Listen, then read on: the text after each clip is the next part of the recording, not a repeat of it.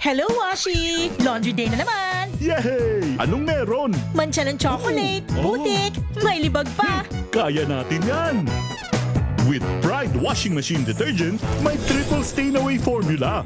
Tanggal ang makapit, madikit, at malupit na dumit mancha.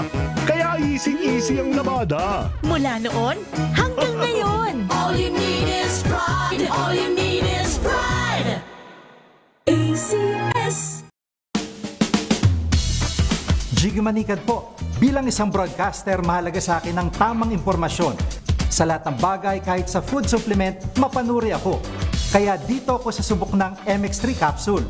Ito'y may alpha, beta at gamma mangosteen. Para sa akin, sigurado ako sa MX3 capsule. Dito ako believe. Mahalagang paalala, ang MX3 capsule ay hindi gamot at hindi dapat gamiting panggamot sa anumang uri ng sakit.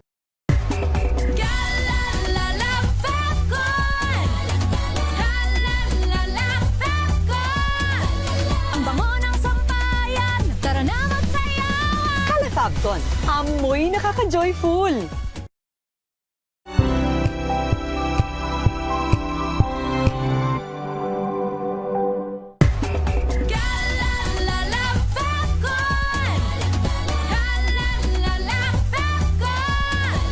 Ang bango ng sampayan, tara na magsayawan! Fabcon, amoy nakaka-joyful!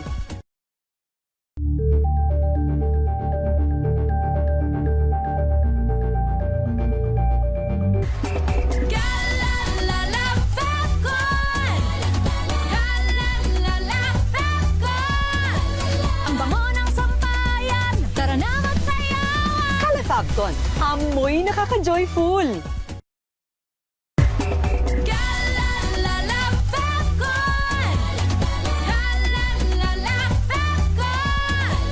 Ang bango ng sampayan, tara na magsayawan! Fabcon, amoy nakaka-joyful!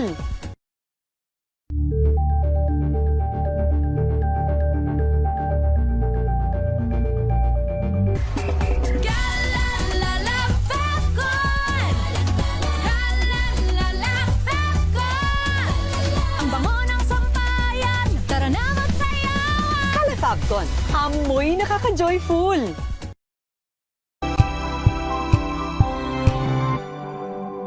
Tambalang Anthony Taberna at Jerry Baha ang gigising sa inyong umaga dahil lalatay ang humahagupit na diskusyon at komentaryo Lunes hanggang Biyernes sa 2x2.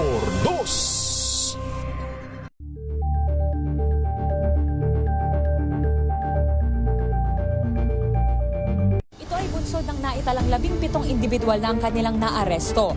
Metro Manila Development Authority o MMDA ang No Contact Apprehension Policy o NCAP sa Metro Manila. Ang ilang mga dokumento ay peke.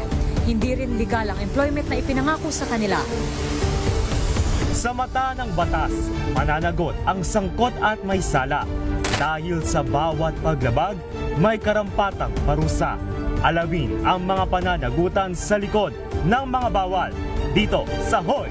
Bawal yan, tuwing Sabado, alas 11:30 ng umaga. Dito lang sa DZRH TV.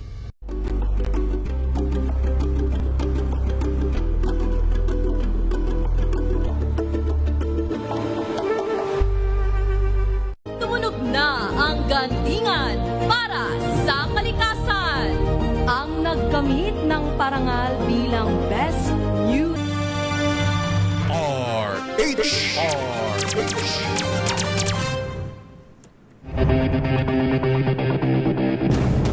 Meron pa tayong 19 minutos bago sumapit ang alas 3 ng hapon.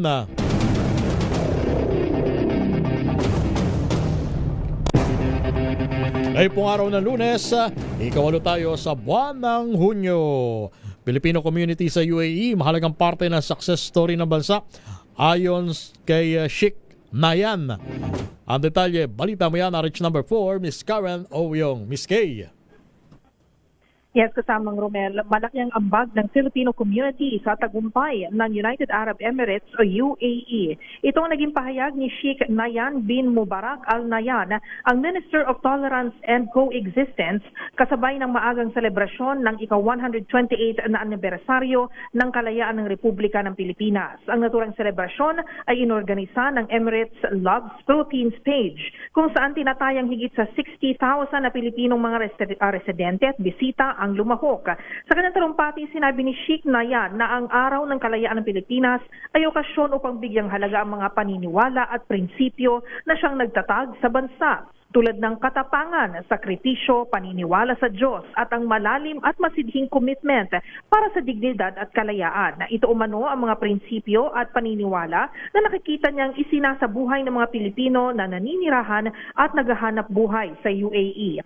Ayon kay Sheikh Nahyan, may higit 200 nationalities ang naninirahan sa UAE, kung kaya't ang diversity ay may tuturing na isa sa positibong aspeto ng pamumuhay sa UAE. Ayon rin sa datos, may tinatayang 700,000 hanggang sa 1 milyong mga Pilipino ang naninirahan at nagtatrabaho sa UAE. Karamihan sa mga overseas Filipino workers o OFWs ay matatagpuan sa Dubai. Ngunit dumarami na rin ang mga Pilipino sa iba pang mga major hubs sa UAE tulad sa Abu Dhabi at Al Ain.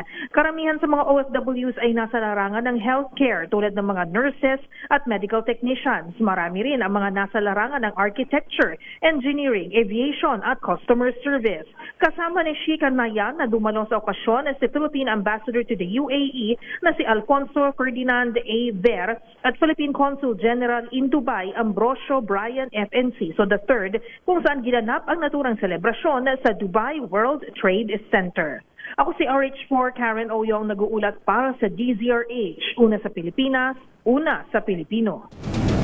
Top 1 most wanted person ng Northern Samar, arestado sa Pasig City. RH number 27, Mr. Noche Kakas. Mr. Noche. Romel, arestado ng National Capital Region Police Office ang top 1 most wanted person ng Northern Samar sa lungsod ng Pasig. Sa pinagting na operasyon na natumbok ng mga otoridad ang pugante sa kasong 5 counts of statutory rape. Ayon kay NCRPO Director Brigadier General Anthony Aberin, ipinapakita ng pag-arestong ito ang lakas ng intelligence lead na at koordinadong pagpapatupad ng batas.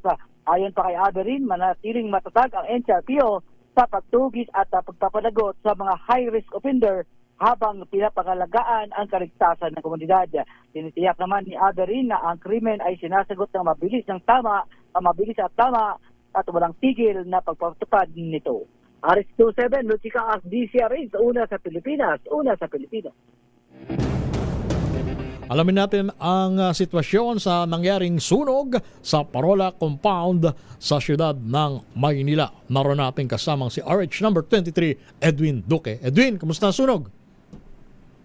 Romel, ongoing itong mapping operation at wala nang dapat itong nababa ang mga residente rito sa may gate 17 at gate 18 dito sa Parola Compound sa Tondo, Manila. Pagkaraan dito ng Vehicle Protection na plan out ang sunog na umabot ito ng first alarm. Ay sa Vehicle Protection, nasa 5 hanggang 8 na kabahayan ang natupok na nagsimula sa bahay ng isang alias Koy. Bago rin siya kumalat ang nasabing sunog sa kabahayan, gawa ng light materials ng ibang katabi. Sa takot ng ilang residente ay nalumawak itong sunog kaya ng nakaraan ay kanya-kanya silang dinala yung kanilang mga kagamitan sa mismong kalsada. Habang ang ilan naman ay nasa Aurelio Elementary School Annex, alas 12:43, kanina ng tanghali. Magbihab ang isang bahay na ikinasaway ng ilan, pero mabilis itong naagapan ng mga pamatay sunog sa tulong na rin ng mga residente. Patuloy pa rin ang investigasyon ng Vehicle Protection kung ano ang sanhi ng sunog at sino ang may sala. Ariswan pa rin din doon kinagulat sa Disara, ito na sa Pilipinas, una sa Pilipinas. At maluhong paglalakbay o biyahe ni Health Secretary Herbosa at iba pang opisyal ng DOH pinaiimbestigahan sa Ombudsman. RH number 5, Val Gonzalez sa detalye. Val. Romel, pinaiimbestigan na sa Office of the Ombudsman ang umano'y pag-aproba at paggamit ng mamahaling business class airfare para sa isang official travel ng Department of Health sa Geneva, Switzerland. Ayon sa reklamong inihain ng Grupong Alliance of Health Workers sa Ombudsman ngayong araw, inaprubahan umano ni Secretary Ted Herbosa ang pag-upgrade ng biyahe ni Undersecretary Albert Domingo mula economy patungong business class. Nakasaad sa Department Personnel Order na nilabas noong May 11. Ang pagbabagong ito ay para sa pagdalo sa ika-79 na World Health Assembly sa Geneva mula 17 hanggang 23 ng Mayo. Giit ng Alliance of Health Workers, walang sapat na dahilan para sa luho habang kulang ang mga gamot, kama at tauhan sa mga pampublikong ospital sa iba't ibang lugar sa bansa. Sa sulat ng AHW kay Ombudsman Boying Rimulya, dapat umanong managot si Herbosa at Domingo ng paglabag sa Executive Order number 77 na naglilimita sa business class travel at sa Republic Act 6713 na nag-uutos ng simple at matipid na pamumuhay para sa mga kawani ng gobyerno. Anila, ang bawat sentimo ng pondo ng gobyerno ay dapat mapunta sa pagpapabuti ng serbisyong pangkalusugan at hindi sa mga gastusing hindi naman direktang nakatutulong sa mga mahihirap na mga pasyente. Sa ngayon ay wala pang inilalabas na pahayag si Herbosa at Domingo habang inaantabayanan ng mga nagrereklamong health workers ang formal na pagtugon ng Ombudsman sa hiling na investigasyon. Ako si Val Gonzales, DZRH, una sa Pilipinas, una sa Pilipino. Maraming salamat, Val Gonzales. Samantala, meron pong napakahalagang paalala ang BDO o yung Banco de Oro Unibank.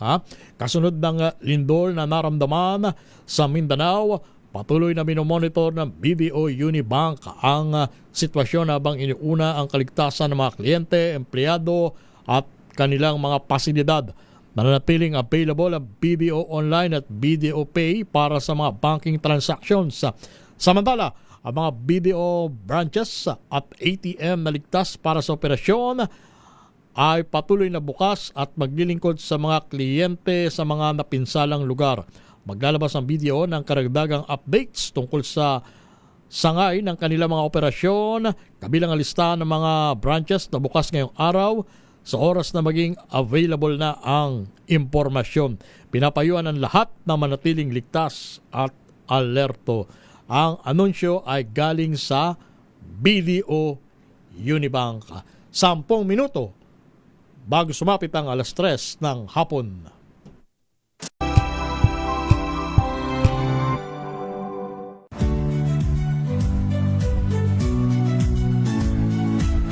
Magandang araw mga kaibigan. Ito po ang inyong balerina ng bayan, si Lisa Makuha Elizalde, na nag-aanyaya sa inyong samahan kami at ang aming mga espesyal na panauhin para sa kalahating oras ng masayang kwentuhan sa aming programang Art to Art, kung saan ang usapang sining at kultura ay para sa lahat.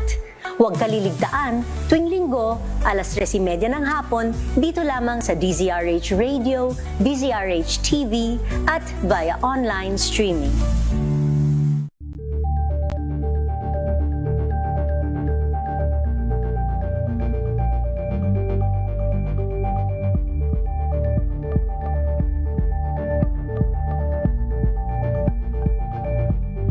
We've got you covered. From the hottest hits, exclusive interviews, kilig to the bones fan meet experience, and hataw performances of your favorite stars. Saturdays, 12 noon, dito lang sa DZRH TV.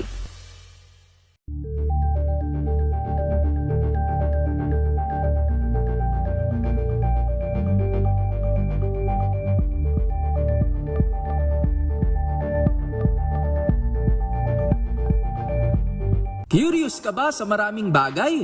Kami na ang bahala dyan. Aalamin, tutuklasin at ibigyang linaw namin ang mga katanungang bumabagabag sa inyong isipan. Sa programa kung saan ang bawat sagot ay galing lamang sa mga eksperto. Ang Experts Opinion, tuwing linggo alas 3 ng hapon, dito lang sa DZRH TV.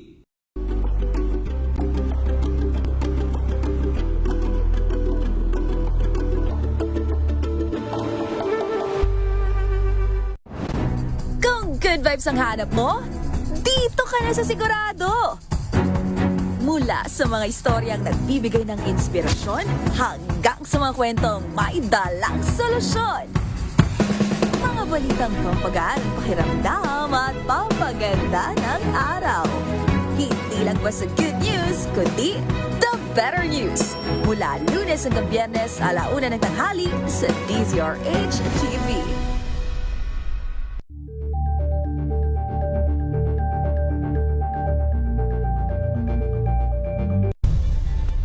Nagsimula sa pangarap hanggang sa maabot ang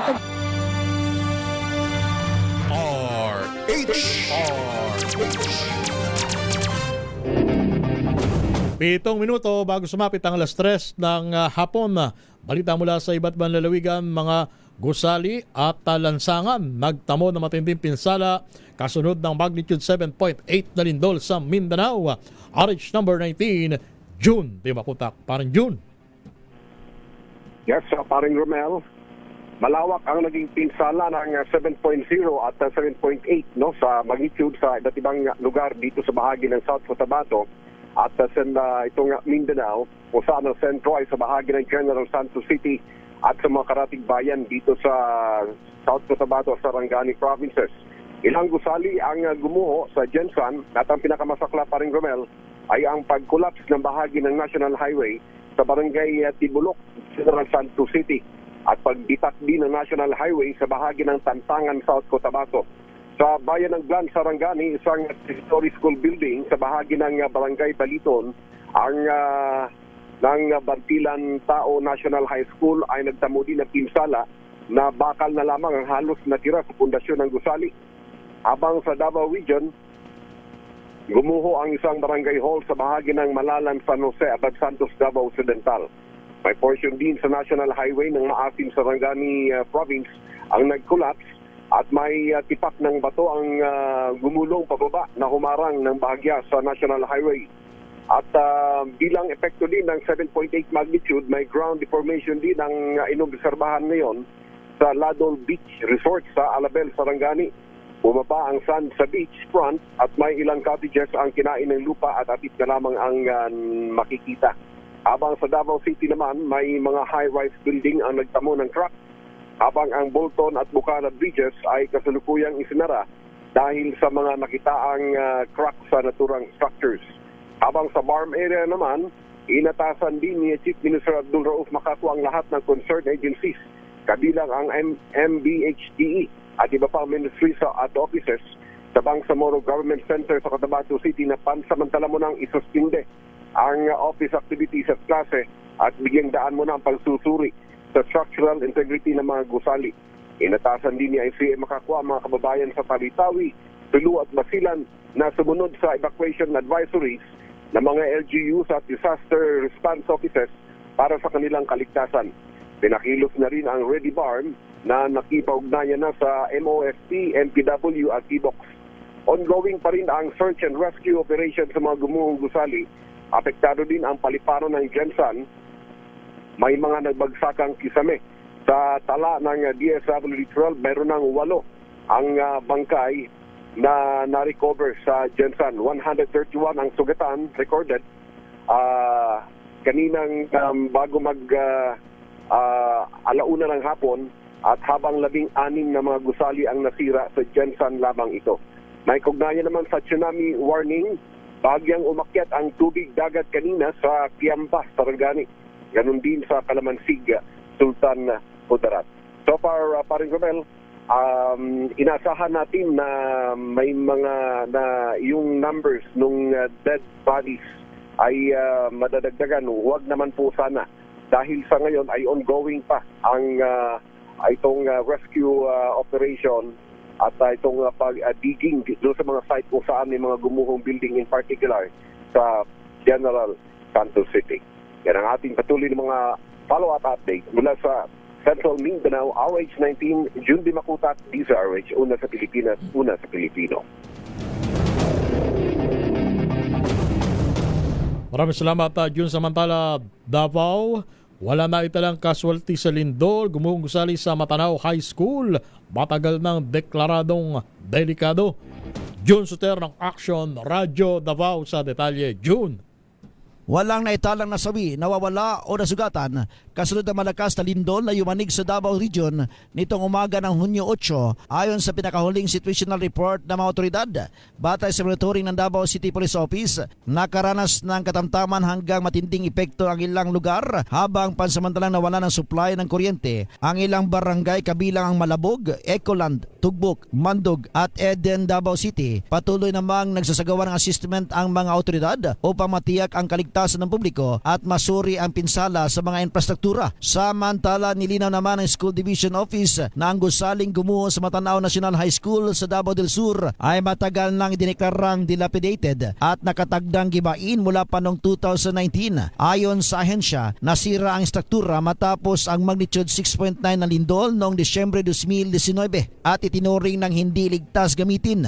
Ipinaliwanag pa ng SDO na ang gusali na itinayo noong 1999 ay hindi na ginamit para sa klase o anumang aktibidad ng paaralan mula school year 2019-2020 hanggang sa kasalukuyan. Nilagyan din ito ng bakod at warning signages upang maiwasan ang pagpasok ng mga estudyante at iba pang tao sa lugar. Nanawagan naman ang ahensya sa mga school heads at stakeholders na ipagpatuloy ang regular inspeksyon sa mga pasilidad ng paaralan upang matiyak ang kaligtasan ng mga mag-aaral at kawani laban sa mga posibleng panganib. Ito si June Suter para sa DZRH. Una sa Pilipinas, una sa Pilipino. Maraming salamat, June Suter. Samantala, isa nasawi habang 6 ang sugatan sa nangyaring karambola ng 2 motorsiklo at isang SUV sa probinsya ng Rizal. Eric Dastas sa detalye. Eric. Sir Romel, inkumpirmadong isa nga ang namatay habang 6 ang sugatan sa banggaan ng 2 motorsiklo at isang SUV na sa may bahagi ng Don Vicente Avenue, Piña Francia, Barangay Kupang, Antipolo City, Rizal. Sa investigasyon ng Antipolo Police, nasa hulihang bahagi ng 2 motorsiklo ang naturang SUV na may plakang NUI o November Uniform India 394 na minamaneho ng isang alias Diana nang biglang magkaroon ng problema sa preno ang SUV nito na sa may palusog na bahagi ng naturang lugar. Dahilan sa salpok nito, ang hulihang bahagi naman ng tricycle na minamaneho ni alias Kidoro, 57 anyos, at tumilapon ito na may ilang metro sa lakas ng pagkakabangga. Habang nadami naman ang isa pang motorsiklo na minamaneho naman ng isang alias J, 36 anyos. Agad namang isinugod sa ospital ng mga biktima. Subalit sa kasabihan palad ay diniklarang dead on arrival si alias Carolina. Habang sigutan naman sina alias Maria, alias Felicisimal, alias Norma, alias Cheryl, alias Carla, at isang alias Mateo. Patuloy nang sinasagawang investigasyon ng otoridad kung sino ang mananagot sa mga nasaktan at namatay. Ito pa rin si Eric Nastas para sa DZRH, una sa Pilipinas, una sa Pilipino. At yan ang kabuuan nating palatuntunan ng programang Rapido Wataw Balita. Itinampok ngayon pong araw ng Lunes. Ikawalo po tayo sa buwan ng Hunyo. Sa ngalan nila kay Ray Sibayan, ito ang inyong lingkod, si Romel Fuertes. Oras natin, 1 minuto, makalipas ang 3:00 ng hapon.